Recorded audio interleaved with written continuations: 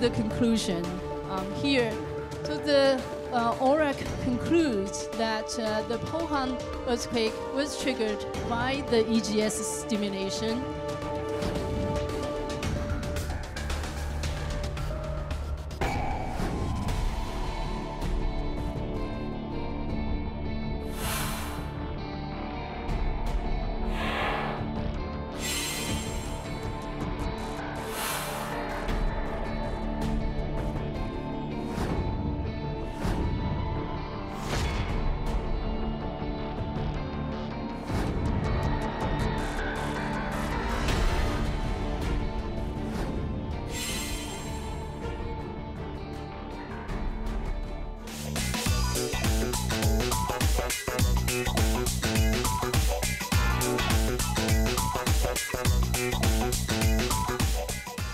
김성환 평론가, 양지열 변호사 자리했습니다. 오늘 첫 번째 주제 보겠습니다. 지난 2016년에 완공된 지열발전소의 영향으로 2017년 11월 포항 지진이 발생했다는 정부의 조사 결과가 나왔습니다. 정확한 표현은 지진이 촉발됐다라고 하던데, 이렇게 되면 이제 지역 주민들이 정부에 책임을 물을 건데 일이 커졌습니다. 자, 부산대 김광희 교수님 급히 모셨고요. 나오셔서 고맙습니다. 네, 안녕하십니까. 김광희입니다. 일단 정부조사단, 포항지진정부조사단, 그러니까 공식적인 정부조사단의 발표인 거죠? 네, 맞습니다. 인근의 지열발전소 때문이다. 이렇게 봐도 되는 거죠? 네. 지진을 촉발했다 이렇게 표현을 정확하게 해야 될 것 같고요. 그러니까 이게 지진이 발생한 직후에 이게 자연 지진이 아니고 지열발전소 때문에 일어난 지진이다 이런 주장이 제기가 됐거든요. 왜냐하면 지진이 발생했던 진앙에서 지열발전소가 한 수백 미터 정도밖에 떨어지지 않았거든요. 근데 그래서 그 원인을 조사하기 위해서 이번에 정부에서 연구단을 만들었고 한 1년여 동안 연구한 결과를 이번에 내놨는데 지열발전소를 만들어가는 과정에서 땅에 시추공을 받고 거기에 물을 주입하고 이러는 과정들이 계속 반복이 됐고 그러면서 단층을 자극해서 지진이 촉발됐다. 이게 이제 연구 결과라고 할 수 있습니다. 알겠습니다. 김 교수님께 잠시 후에 아주 하나씩 자세히 여쭤보겠습니다.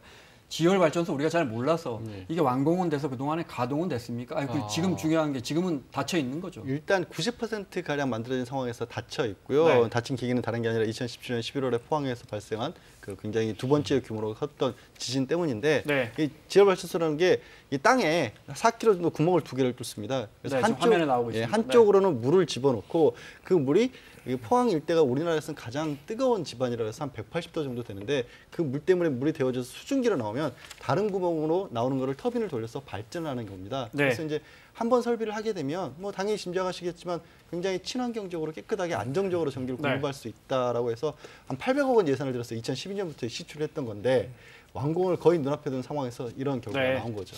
우리가 기본적으로 화석연료나 또 원자력 발전도 가급적 이제 새로 안 만들기로 했기 때문에 저는 자연 친화적인 발전으로 가야 하는 상황에서 이런 일이 생겼습니다. 자, 교수님 먼저 오늘 조사 결과를 한마디로 좀 정리해 주시면요. 지난 1년 동안 국내 조사단과 해외 조사단들이 독립적으로 연구를 해봤더니 규모 5.4의 포항 지진은 지진이 물을 집어넣으면 지진이 발생하는 현상.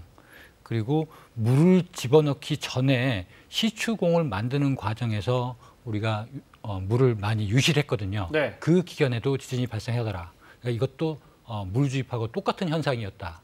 그리고 그 단층의 위치를 직접 확인을 했습니다. 아래로 카메라를 집어넣었는데 카메라가 더 이상 들어가지 못하는 곳이 있었어요. 그곳의 깊이가 다른 자료들을 지구물리 자료나 지질 자료들을 이용해서 유추한 단층의 위치하고 거의 일치한다. 그리고 이 지역에 물을 집어넣어서 압력이 증가함에 따라서 어떤 현상들이 일어날 것인가에 대한 시뮬레이션을 한 결과들을 종합해 봤을 때 포항 지진은 자연 지진이 아니다라는 결론이었습니다. 그게 해외 조사단과 우리 국내 조사단의 의견이 거의 일치했습니까? 그 해외 조사단이 결과를 발표할 때 유네니머스하다. 그러니까 이 만장일치로 그런 결과에 도달했다라고 했습니다. 알겠습니다. 이렇게 여쭤볼게요. 저 지열발전소를 짓지 않았다면 2017년 11월에 포항 지진은 일어나지 않았습니까? 과학적으로 보면요. 과학적으로 봤을 때 일어나지 않았을 가능성이 아주 큽니다. 네, 무슨 말씀인지 알겠습니다. 처음에 지열발전소 저희는 생각도 못했는데 과학자분들이 교수님을 비롯해서 이거 지열발전소 때문에 지진이 일어난 것 같다 문제 제기를 처음에 하셨어요. 그렇습니다. 그때 문제 제기를 하신 이유가요? 저희는 사실 포항 지진이 발생하기 전에 경주 지진이 났지 않습니까? 네. 그래서 이 경주 지진의 여진들을 모니터링하고 있었어요. 그런데 이상하게 포항 지역에서 조그만 지진들이 그것도 얕은 깊이에서 발생하는 거예요. 네. 우리나라에서 일반적으로 발생하는 지진들은 깊이가 10km 한 20km 사이 상당히 깊은 곳에서 발생하는데 네. 이곳에서 발생하는 지진들은 뭐 4km, 5km 이 정도 깊이에서 발생하고 있어서 그 이상하다. 이게 좀 이상하다. 네. 근데 워낙 멀리에서 관측을 하고 있기 때문에 진짜로 지진이 어떤 식으로 발생하고 있는지, 발생 위치가 어떤지, 발생 깊이가 어떤지에 대한 데이터를 얻을 수가 없었어요. 그래서 그런 데이터를 얻기 위해서 그곳에 가까운 곳에 가서 지진 관측을 하기 시작했고, 네. 그리고 관측을 시작한 지 며칠 안 돼서 이렇게 큰 지진이 발생을 해서 네. 여러 가지 사항들을 고려를 해봤더니 지열 발전에서 물을 집어넣은 현상하고 연관이 되는 것 같다. 그 이외의 요건들이 요인들이 있을 수 있지만 네. 그 요인들의 영향은 아주 미비하다라는 결론을 다른 요인들은 미비하고. 네. 그렇습니다. 알겠습니다. 상식적으로 좀 이해가 잘 안 되는데요. 왜냐하면 보통 지진이라고 하면 엄청난 에너지가 응축했다가 발생하는 거 아닙니까? 그렇습니다. 그래서 원자폭탄 뭐 몇 개가 그러니까요. 터지는 네. 거, 그리고 몇십 개가 터진 거랑 같은 에너지가 발생한다고 이렇게 얘기를 하는데 관종 2개를 뚫었다고 해서 그게 지진을 촉발한다? 과연 그게 가능한 일일까? 이게 궁금하거든요. 맞습니다. 지금 방금 하신 질문을 제가 2017년 11월 15일에 저한테 했습니다. 아니 그거 조금 집어넣는데 이렇게 큰 지진이 날 수 있나? 네. 그런데 일반적으로 우리나라를 비롯해서 뭐 우리나라뿐만이 아니라 지구상 땅 어디에든지 단층은 많이 있습니다. 그 단층들은 평상시에는 움직이지 않아요. 네. 열쇠가 잠가놓은 것처럼 이렇게 움직이지 않고 있는데 어떤 이유에 의해서 얘네들이 움직이기 시작하면 네. 상당히 많은 에너지를 내놓게 되어 있어요. 근데 이렇게 움직이는 원인을 제공하는, 움직이게 하기 위해서는 2가지 방법이 있는데 꾸준히 밀어주는 방법. 네. 또 하나의 방법은 밀어주는 힘은 똑같은데 이 면과 면 사이, 미끄러질 가능성이 있는 이 면과 면 사이에다가 뭐 기름을 발라주는 거예요, 말하자면. 네. 쉽게 미끄러지게. 마치 우리가 빗길에, 눈길에 차가 미끄러진다고 얘기하잖아요. 그런 현상이 일어나게끔. 네. 그런데 아주 작은 양의 물이 들어갔습니다. 그런데 이 물이 직접 미끄러질 가능성이 있는 우리가 단층이라고 부르는 이 면 위에 바로 들어간 거예요. 무슨 말씀인지 알겠습니다. 그러니까 관정을 한 4km 넘게 지하로 받고 물을 주입하는데 2개 관정이 있는데 그중에 하나에 주입한 것이 직접적인 영향을 직접 단층에다 집어넣었다는 거죠. 네, 그것이 촉발됐다. 네. 그런데 오늘 이제 그 발표회장에서도 잠깐 있었던 얘기인데 네. 촉발됐다, 유발됐다 이 2개 지진 모두 자연 지진은 아닙니다. 네. 그러니까 자연 지진이냐 아니냐. 자연 지진이 아닌 것들 중에 우리가 굳이 구분을 한다 그러면 유발 지진, 촉발 지진이라고 구분을 하는데 유발 지진, 촉발 지진 이거는 전문가들이 사용하는 용어라고 생각하시면 돼요. 네. 일반인들은 우리 시민들이나 국민들께서는 그냥 이게 자연 지진이냐 아니냐에 자, 이렇게 포커스를 여쭤보면 더 쉬울 것 맞춰줘야 같습니다. 인재군요. 자연재해가 아니고.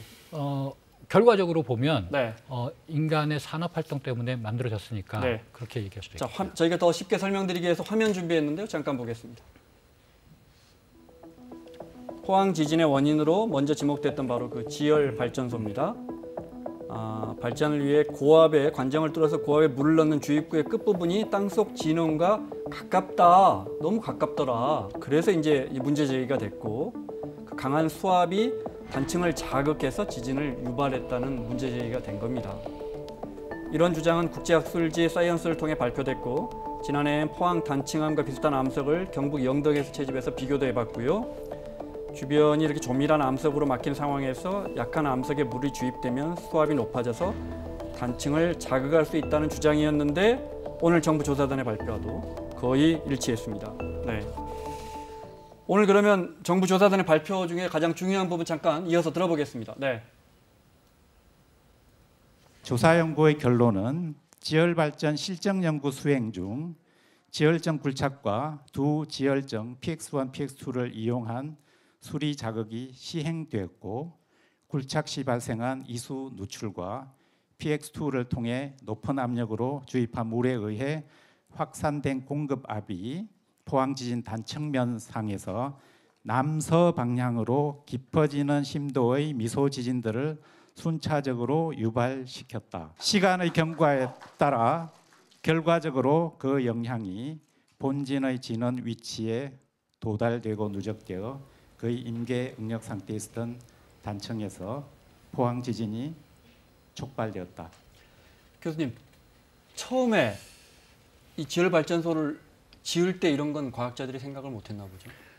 사실 물을 땅 속에 집어넣으면 어떤 식으로든 지진이 나게 되어 있습니다. 어떤 경우에는 의도한 지진이 나기도 하고, 근데 의도한 지진이라 그러는 것은 규모가 -3, -4 되는 아주 작은 지진들, 그러니까 뭐 손바닥만한 면적들이 깨지는 네. 그런 건데요. 이게 우리가 의도하는 것인데 네. 규모가 1, 0 이상 되면은 그것보다 훨씬 큰 면적이 깨지기 시작하는 것이고요. 규모가 5가 넘어가면 반경 2km 정도의 아주 넓은 면적이 깨지는 것이거든요. 네. 그러니까 이렇게 규모가 4, 5 되는 지진들은 뭐 의도한 지진은 아니죠. 그렇지만 지진은 어떻게든 발생하게 되어 있고 꾸준히 모니터링을 합니다. 그래서 꾸준히 모니터링을 하면서 네. 이 지진의 크기가 너무 커지면 어떤 조치를 취해야 돼요. 네. 규모가 뭐 0이 넘어간다든가 아니면 규모가 1이 넘어가는 지진이 발생을 하면 그 활동을 중지를 하고 압력을 줄이기 위한 활동을 하게 되고, 그리고 추가로 물을 집어넣는다 그러면 언제 어떤 방식으로 물을 집어넣어야 되는지에 대한 네. 고려를 점검을 했었어야 되는데 우리가 그런 경험이 없었군요. 우리가 그런 경험이 없었죠. 네. 처음 하는 것이다 네, 보니까. 알겠습니다. 예. 자, 1년 한 5개월 지난 것 같습니다. 포항 지진이 나고 우리는 잊어버리고 있지만 아직도 지역 주민 한 40여 가구, 50여 가구 이재민은 아직도 대피소에 살고 있다는데 오늘 저희가 촬영한 영상이 아직 오지 않아서 석 달 전 영상 잠깐 볼까요? 네.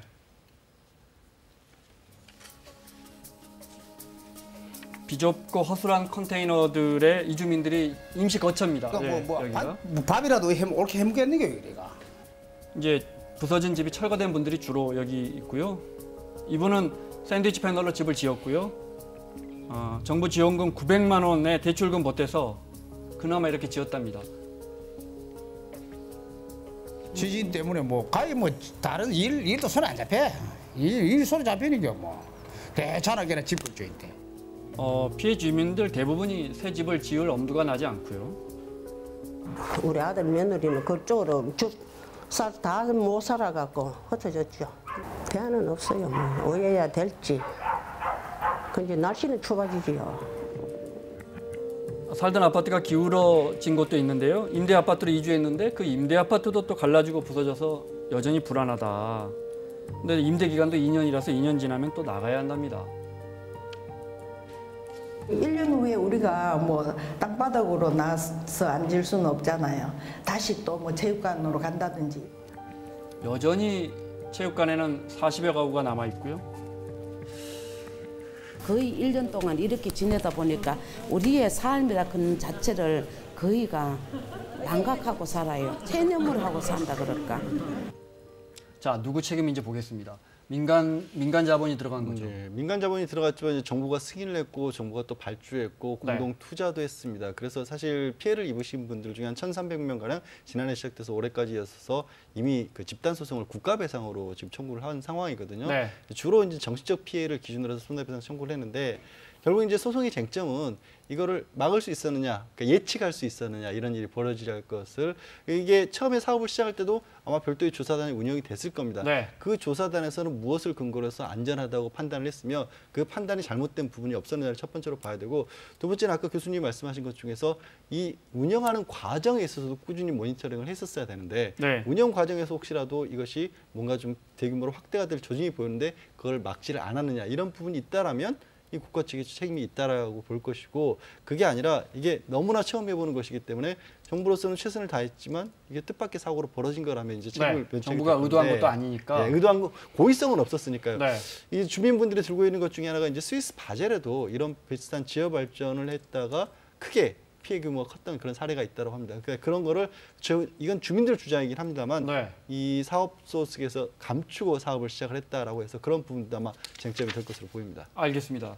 지금 방금 저 포항 주민들 오늘 발표 현장에 나와서 항의하시는 거 보죠. 심지어 책임자 처벌하라 이렇게 요구하고 있는데 제가 만약에 제가 포항에서 아파트를 한 100가구 정도 분양한 시공해서 분양한 뭐 사업주라면 근데 지진이 났어요. 그 분양이 안 됐어요. 누가 지진 난 포항의 아파트를 그 당시에 샀겠습니까? 네. 이분은 얼마나 억울하겠어요.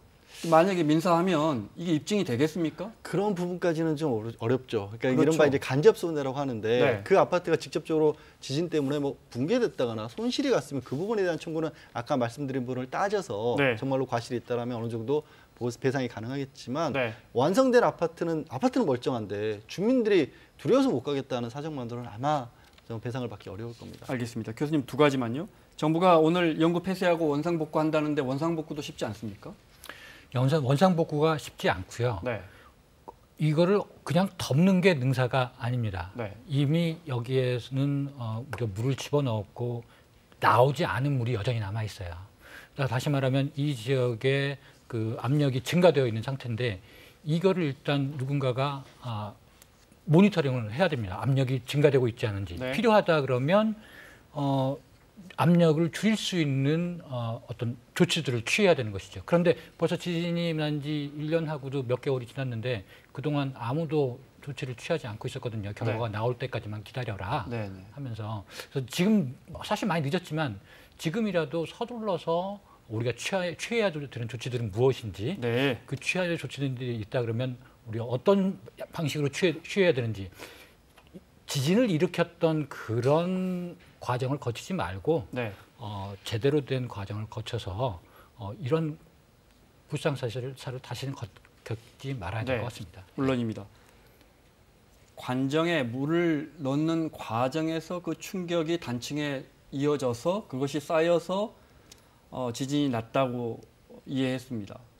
앞으로 이제 그런 일은 없을 테니까 앞으로 그러면 포항에 지진이 또 일어날 가능성은 이로 인해서 이 지열발전소 때문에 일어날 가능성은 매우 낮은 것인지 그것도 궁금하고 바꿔 말하면 이게 인재라면 그럼 앞으로 포항에서 우리가 포항도 큰 지진 날 수 있는 곳이구나 이렇게 알았는데 바꿔 말하면 이게 인재라면 이제 큰 지진은 뭐 생각보다는 적겠구나. 큰 지진 날 가능성은 정말 낮아졌겠구나. 이렇게 긍정적으로 볼 수도 있는 겁니까? 긍정적으로 볼 수 있는 면이 있습니다. 요번에 찢어진 움직인 단층면 이 면에 쌓여있던 에너지들은 모두 해소가 되었다고 생각합니다. 그래서 요 면에서는 지진이 나지 않을 가능성이 크지만 그 주변에 아직 찢어지지 않은 움직이지 않은 단층들이 있습니다. 그리고 이번에 포항 지진을 통해서 상당히 많은 지진 에너지가 나왔고 이 추가로 옆으로 전달된 에너지 때문에 지진이 또 발생할 가능성이 없다고 말할 수는 없어요. 그래서 이 지역에서 조그마한 지진들이 어떻게 발생하고 있는지 우리가 실시간으로 모니터링을 할 필요가 있고요. 그런 과정을 통해서 우리가 어떤 뭐 조치를 취할 수 있는 것은 있는지 없는지 꾸준히 봐야 되는 것이죠. 그런데 너무 안타까운 것은 또 한 가지 좀 안타깝고 우리가 우려해야 되는 것은 우리가 지금 요번에 겪은 포항 지진 규모 5.4의 포항 지진은 자연 지진이 아니었습니다. 우리가 물만 안 집어넣으면 우리나라에서는 지진이 안 났느냐? 그거는 아닙니다. 우리나라에서 경주 지진 겪었는데 경주 지진은 분명히 자연 지진이었거든요. 다시 말하면 우리나라에서는 규모 5 정도 되는 지진들, 규모 6.7까지도 발생할 수 있는 환경에 있습니다. 그러니까 항상 그걸 염두에 두고 지진에 대한 대응을 해야 된다는 얘기죠. 알겠습니다. 자, 부산대 김광희 교수님 여기서 보내드리고요. 오늘 고맙습니다. 감사합니다. 자, 양지열 변호사, 김성환 평론가와 함께하고 있습니다. 오늘 두 번째 주제 보겠습니다.